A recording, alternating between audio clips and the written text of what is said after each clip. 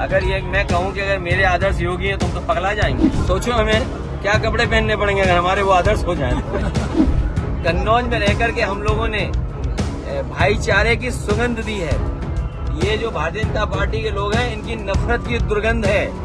मैं तो कन्नौज के सुगंध वाले लोगों से कहूंगा ये भारतीय जनता पार्टी की दुर्गंध को हटाएं। सनातन के कार्यक्रमों में भी जाकर सनातन को अपमानित करना कभी अपने चारों भूलते नहीं। सही है अखिलेश जी, भारतीय जनता पार्टी गौ माता का सम्मान करती है और आप जिस वर्ग से आते हैं वो भी गौपालक वर्ग है और शायद यही आपको सबसे ज्यादा पीड़ा आज हो रही है कि आपके खुलवाए गए गौपसी केंद्र बंद हो गए। अपने संसदीय क्षेत्र कन्नौज पहुंचे अखिलेश यादव ने पहले कन्नौज की इत्र की खुशबू और भाजपा की दुर्गंध वाली राजनीति को निशाना बनाया। अचानक उनकी भाषा का दिशा भटकी और वह गौशालाओं की दुर्गंध की ओर मुड़ गई। भाजपा तो मानो इसी मौके की तलाश में थी और वह पूरी तरह शक्ति से सपा पर हमलावर हो गई है। अगर ये मैं कहूँ कि अगर मेरे आदर्श योगी हैं तुम तो पगला जाएंगे।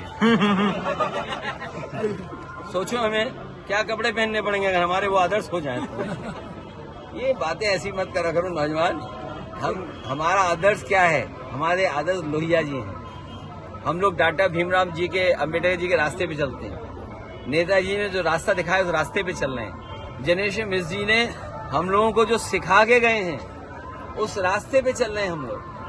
तो समाजवादी लोग हैं, विकास खुशहाली चाहते हैं। कन्नौज में रहकर के हम लोगों ने भाईचारे की सुगंध दी है। ये जो भारतीय जनता पार्टी के लोग हैं इनकी नफरत की दुर्गंध है। मैं तो कन्नौज के सुगंध वाले लोगों से कहूंगा ये भारतीय जनता पार्टी की दुर्गंध को हटाएं।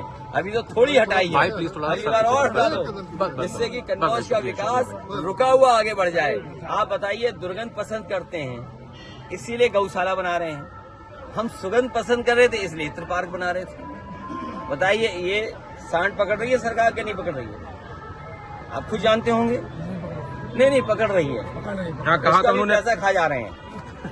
तो इसलिए हम लोग सुगंध पसंद करने वाले लोग हैं, इसलिए परफ्यूम पार्क बना रहे हैं। ये दुर्गंध वाले लोग हैं, ये दुर्गंध वाले लोग हैं, इसलिए ये।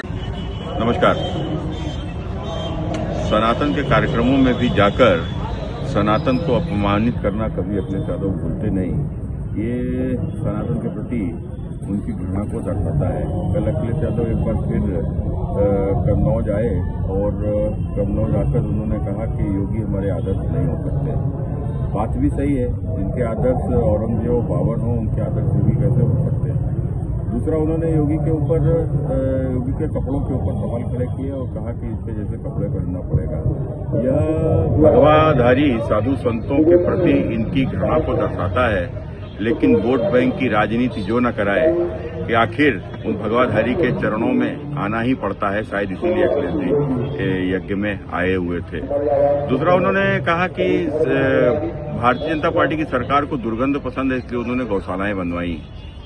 सही है अखिलेश जी, भारतीय जनता पार्टी गौ माता का सम्मान करती है और आप जिस वर्ग से आते हैं वो भी गौपालक वर्ग है। तो इसलिए भारतीय जनता पार्टी ने गौशालाएं खुलवाई। लेकिन आप अपने राज्य को याद करो जब आपके राज्य में गौपसी केंद्र खुला करते थे और शायद यही आपको सबसे ज्यादा पीड़ा आज हो रही है कि आपके खुलवाए गए गौपसी केंद्र बंद हो गए हैं, उनका स्थान गौशालाओं ने ले लिया है। इसके अतिरिक्त अखिलेश जी ने कहा कि जिस प्रकार से संविधान की चर्चा वो कल करना नहीं भूले। अभी पिछले चुनाव में संविधान को लेकर ही वो वोट मांगने आए थे, लेकिन उनको साथ साथ यह भी बताना चाहिए कि जिस प्रकार से कर्नाटक में उनकी सहयोगी कांग्रेस की सरकार ने वहां 4% आरक्षण धर्म के नाम पर ठेकों में दे दिया है मुसलमानों को। ये भारत की मूल भावना, संविधान की मूल भावना का अपमान है, संविधान की आत्मा की हत्या है। अखिलेश जी, क्या इसके ऊपर भी कुछ बयान दीजिए कि कांग्रेस ने संविधान का अपमान किया कि नहीं किया, कांग्रेस ने संविधान की हत्या की अथवा नहीं की।